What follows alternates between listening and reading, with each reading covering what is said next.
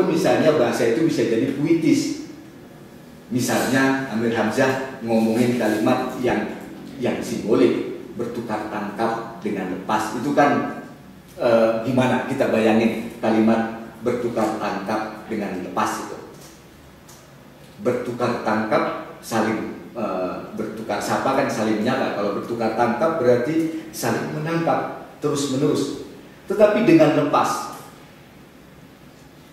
kita menangkap, saling menangkap, dia lepas. Tapi karena kalimatnya bertukar, itu artinya terus menerus dapat pergi.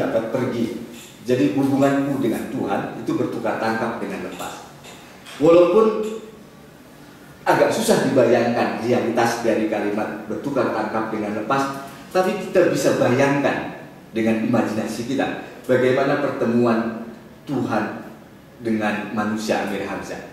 Bertukar tangkap dengan lepas itu kan sesuatu yang saya pikir sesuatu yang menarik. Ketemu, kemudian dia lepas, kita cari lagi, ketemu, dia lepas, kita cari lagi, dan seterusnya. Perjalanan yang mengasihkan saya pikir, yang membuat kita terus menerus tumbuh. Nah, saya pikir itu 260, 261 strukturnya menceritakan itu. Mudah-mudahan tidak memuaskan. Silakan. Ya. Terima kasih atas pertanyaannya. Kalau melihat perjalanan secara pemikiran, Mas, kita lihat bahwa saya melihatnya dari aksi reaksi, ada sesuatu dan direspon oleh sesuatu yang lain. Nah, kita lihat perjalanan peralihan dari pertengahan ke Renaissance, kita melihat bahwa kekecewaan terhadap agama saya melihatnya seperti misalkan pemikiran dari sisi materialismenya Marx ataupun dari Friedrich Engels sendiri kan kekecewaan terhadap agama, karena waktu itu kan agama dia disalahgunakan oleh si pemangku agama itu sendiri. Nah, bagaimana si rasionalitas agama sendiri bisa menjelaskan hal itu gitu? Kalau misalkan agama itu rasional, seharusnya si pelaku pemangku agama kan tidak berkelakuan seperti itu. Itu yang pertama. Terus yang kedua, tadi Mas berbicara bahwa rasionalitas itu bersumber dari agama. Nah, untuk agama itu kan terkait dengan ada yang namanya ritus. Nah, bagaimana rasionalitas agama sendiri menjelaskan sisi ritus itu tersebut? Terima kasih. Oke, kita ngomongin ritus dulu deh. Di filsafat, Plato misalnya menyatakan bahwa kebenaran yang utama itu adalah kebenaran yang universal, kebenaran yang tidak mengandung partikular, tidak mengandung keterkaitannya dengan ruang dan waktu. Dalam filsafat Islam, realitas universal itu namanya basit, yang simple, yang sederhana. Keutamaan adalah zat yang sederhana, yang dalam Islam disebutkan dia memegang tanpa tangan, dia melihat tanpa mata, mendengar tanpa telinga. Tuhan kan kayak gitu. Dia ada dengan dirinya, dia tidak membutuhkan apapun. Itu namanya basit atau simple. Kata filsuf Islam, realitas utama itu adalah realitas yang paling simple. Semakin majemuk kita, semakin realitas yang terendah. Dalam tasawuf itu kemudian diterjemahkan, semakin kita membutuhkan banyak hal, maka kita semakin rendah derajat realitasnya. Semakin tidak membutuhkan segala sesuatu, maka kita semakin tinggi derajat realitas manusianya. Oke, nah ada logika yang sama sebenarnya antara filsafat, rasionalitas dalam filsafat, kemudian dalam agama, dalam tasawuf yang bersifat ritus. Semua ritus adalah cara untuk menemukan realitas yang simpel, realitas yang tidak membutuhkan apapun, yang kemudian akan terhubung dengan si pencarinya yang juga tidak akan membutuhkan apapun kecuali realitas itu saja. Sehingga misalnya orang yang sampai pada titik itu, dia bisa memberikan apapun, dia bisa melepaskan apapun, asalkan dia mendapatkan kesimpelan itu. Al-Quran bilang, "Lan tanalul birra hatta tunfiqu mimma tuhibbun." Orang yang benar-benar mengabdi pada Tuhan, berbakti pada Tuhan, itu akan memberikan apapun yang dia miliki, bahkan yang paling dia sukai. Untuk apa? Untuk sampai pada yang simpel, menyatuan dengan yang simpel itu. Dalam yang simpel itu kita menemukan kebebasan. Nah, ritus sebenarnya cara untuk menemukan transformasi. Misalnya kita tadinya kemajemukannya 200 keinginan, kemudian dengan ritus harusnya itu berubah menjadi 150, menjadi 100, menjadi 10, menjadi 5, menjadi tidak ada yang saya inginkan. Karena la ilaha illallah dalam Islam nggak ada apa-apa kecuali Allah saja. Ritus itu untuk itu sebenarnya. Ritus itu kan yang praktisnya. Oke, kita lihat. Dalam filsafat abad pertengahan di Islam atau di Kristen, itu selalu ada kaitan antara ini. Di Islam, kitab fikih pertama kali ditulis dengan judul Fiqhul Asghar. Fikih kecil. Sebelum menulis Fiqhul Asghar, ditulis Fiqhul Akbar. Fikih besar. Fikih besar itu ngomongin tentang realitas. Siapa Tuhan, siapa manusia, apa pikiran manusia, apa tindakan manusia. Sejauh mana tindakan manusia berhubungan dengan kehendak Tuhan. Apa itu waktu, apa itu ruang, dibicarakan di sini. Baru kemudian ngomongin fikih asgornya. Di fikih ini juga ada dua. Fikih asgor ini ada dua. Ada usul fikih. Ini metodenya. Ini pabriknya. Lalu ada fikihnya. Oke. Kalau kita mau mengejar rasionalitas agama, kita mesti menguasai ini. Tetapi cara kita beragama kan langsung pada fikih. Sehingga ketika ada perbedaan kita berantem pada yang lain. Karena loh kok beda? Kamu salah. Enggak. Kalau usul fikihnya ada, kalau kita tahu bagaimana ini menghasilkan sesuatu, maka kita tidak akan berantem. Karena pada fikih inilah ada madhab Syafi'i, Hanafi, Maliki, Hambali. Kan gitu. Ada yang sholatnya begini, ada yang sholatnya begini, ada yang sholatnya begini. Itu pada fikih majemuk. Tetapi kalau naik ke usul fikihnya, itu pasti lebih simpel. Kita bisa ngerti, oh kenapa itu. Ketika naik ke sini, itu lebih lagi universal, lebih lagi sederhana. Nah, cara beragama kita di sini, sehingga kita gampang berantem, gampang merasa benar. Tidak mendorong kita untuk belajar kepada yang lain, bahkan pada agama yang lain.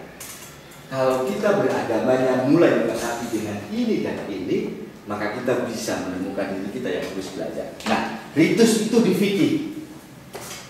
Anda nanyain bagaimana dengan ritus, apakah dia rasional? Kalau kita melihat ritus sebagai ritus saja, tanpa keterkaitan dengan usul fikih di atasnya, maka pasti kita akan menemukan adanya perbedaan antara ritus dalam fikih dengan pemikiran filsafat.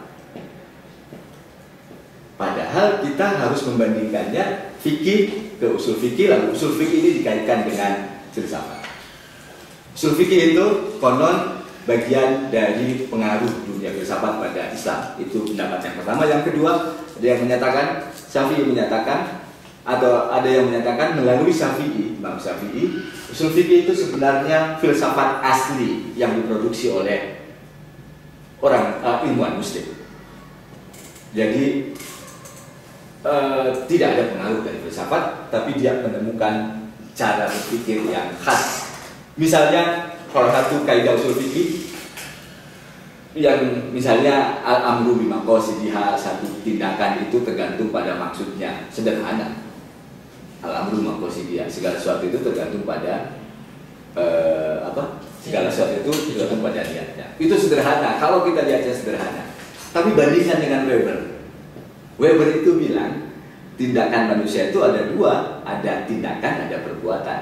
Kalau perbuatan itu yang biasa saja. Kalau tindakan itu satu tindakan yang memiliki rasionalitas tertentu, tujuan tertentu. Hanya tindakanlah, kata Weber, yang bisa diamati, karena tindakan itu memiliki niat tertentu.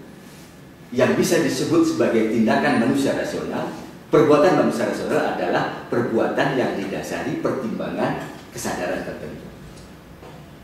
Kalau dibandingkan dengan itu, maka yang disebut dengan al-amru bima qasitiha itu adalah tindakan.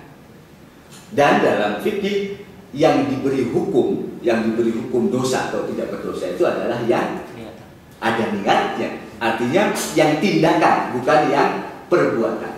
Pada cara penelitian Weber yang bisa ditemukan maknanya, yang bisa dianalisis, diteliti itu bukan perbuatan tetapi yang tindakan. Saya pikir ada logika yang sama antara keduanya. Cuman lagi-lagi kita belajar Weber duluan. Sehingga ketika ketemu Weber, anjuran kita kagum pada dia. Lalu ketika ketemu yang kayak gitu, ini apa? Enggak aneh, enggak apa. Padahal dua-duanya punya logika yang sama. Perbedaannya pada cara penggunaan. Kenapa hanya pada fikih? Ya karena kemudian Islam, termasuk juga Kristen, Hindu, Buddha, itu di dunia modern itu kan tidak bisa mengembangkan kemampuannya untuk menciptakan sesuatu di luar ritus. Kristen nggak berkembang. Filsafat membatasinya dengan ditakut-takuti rasional atau enggak rasional. Hindu Buddha nggak berkembang. Dulu mereka bisa menciptakan kerajaan, bisa menciptakan sains tertentu. Kalau Borobudur itu ciptaan kerajaan Hindu Buddha atau Buddha karena ada lambang Buddha, pastilah apakah itu diciptakan dengan doa lalu Tuhannya orang Buddha atau Tuhan yang disebut-sebut orang Buddha itu kemudian menurunkan itu? Pasti enggak kan? Pasti ada teknik tertentu untuk membuatnya. Apakah teknik itu hadir begitu saja? Enggak mungkin. Pasti lahir dari cara berpikir tertentu tentang bebatuan itu seperti apa, ruang itu seperti apa, datarannya biar nggak ambles. Mana pernah dataran itu misalnya ambles? Nggak pernah. Posisinya begitu luar biasa, satu dengan yang lainnya saling terukur. Itu artinya agama itu pernah menciptakan satu teknologi tertentu. Tapi pada zaman modern nggak ada, nggak bisa itu keluar. Akhirnya yang muncul agama-agama kita sekarang itu pada ritusnya, pada fikihnya. Dan kita menganggap agama itu hanya ritus. Cara berpikir kita dari yang lain, ritus kita dari agama. Akhirnya kita memahami ritus dari sisi rasionalitas yang lain. Pernah ada tulisan tahun lalu, kurban itu ganti saja dengan uang. Karena banyak orang yang membutuhkan uang. Karena fungsinya nggak ada kalau daging. Sekarang sudah banyak orang yang makan daging. Karena itu kurban itu tidak lagi relevan untuk saat ini. Saya bilang sama dia, kalau logika itu diterusin akan muncul kesimpulan sholat itu ganti saja sama senam. Karena nggak ada keringat sedikit pun yang muncul kan. Kemudian di gereja misalnya orang yang sudah ikut kuliah umum nggak usah ikutan ke gereja minggu. Karena sama-sama saja kan isinya ceramah juga misalnya. Isinya pencerahan juga. Nggak bisa gitu. Ketika rasionalitas yang lain membaca ritus, hasilnya jadi kacau-kacauan seperti itu. Jawaban sebenarnya gampang. Untuk uang kan sudah ada zakat, sudah ada sedekah, sudah ada infak. Itu kan pakai uang. Jadi fokuskan pada itu. Sementara untuk kurban tetap kurban karena siapa bilang orang nggak butuhin daging. Saya bertahun-tahun menjadi panitia penyembelihan kurban. Setiap kali menyembelih itu selalu banyak orang yang membutuhkan.